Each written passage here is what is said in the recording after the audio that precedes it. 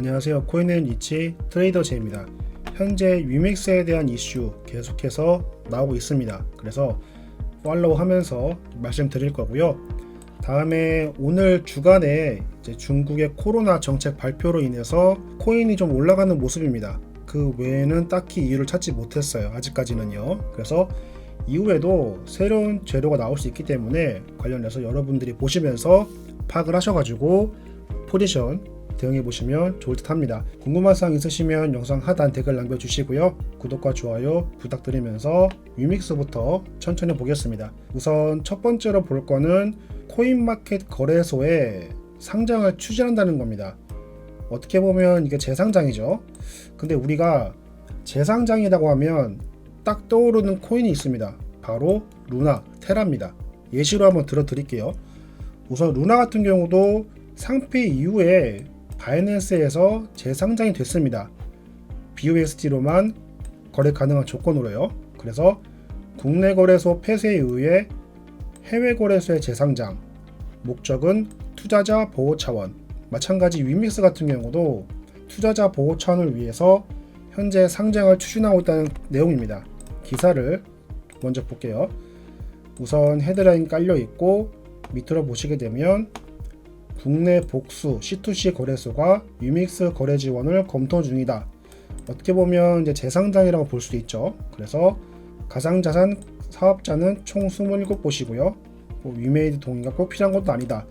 하지만 재상장을 하게 되면 당연히 주식, 위메이드나 위메이드 맥스 관계사들한테도 상장이 당연히 유리하게 작용할 수밖에 없다. 당연하죠.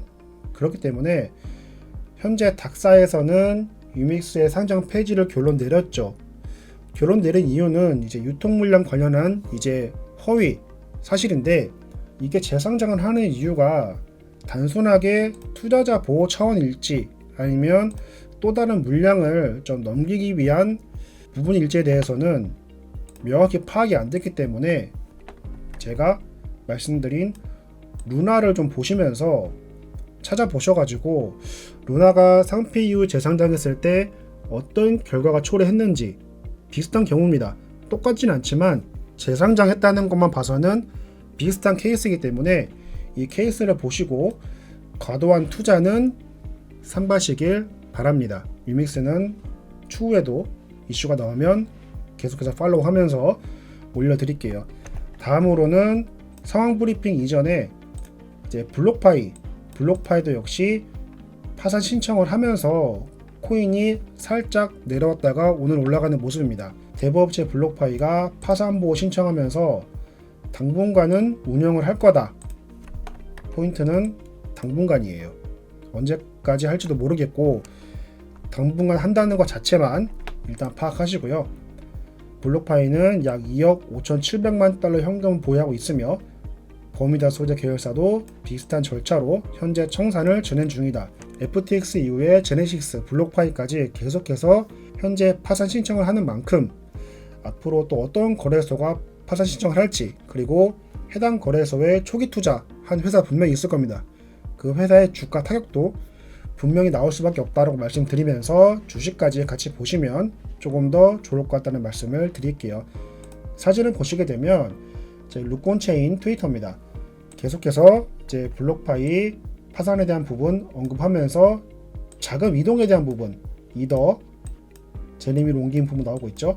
이 자금 이동에 대한 부분이 되게 중요한데, 우리가 지금 거래소 이슈를 보게 되면 FTX 마찬가지. 우선 입출금을 막아요. 입출금을 일단 막아놓고 다음에 자금 이동을 내부에서 합니다. 이거 자체가 여러분들 보실 때도 굉장히 불법적으로 보여야 정상입니다.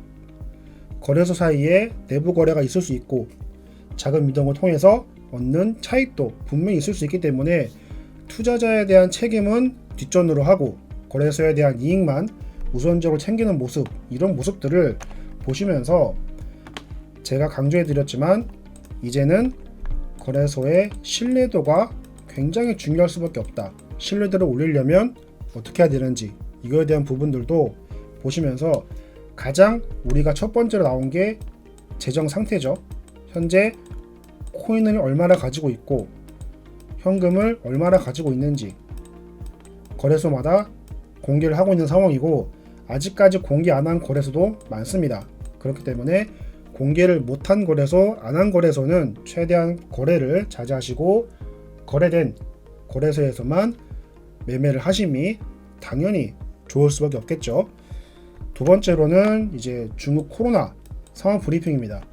중국에서 코로나가 다시 한번 확진자가 늘어나면서 내부에서는 확진자가 줄어들고 있다고 말을 하는데, 이거는 우리가 코로나 초기 상태, 팬데믹 초기를 보게 되면 중국에서 발생을 했고 확진자가 늘어남에 따라서 여행을 온 관광객들이 다시 나라 돌아가게 되면서 해당 나라에 코로나가 퍼지기 시작을 했죠. 네. 근데 막상 확진자 추세를 보면 중국은 줄었다고 발표를 계속 하고 있었습니다.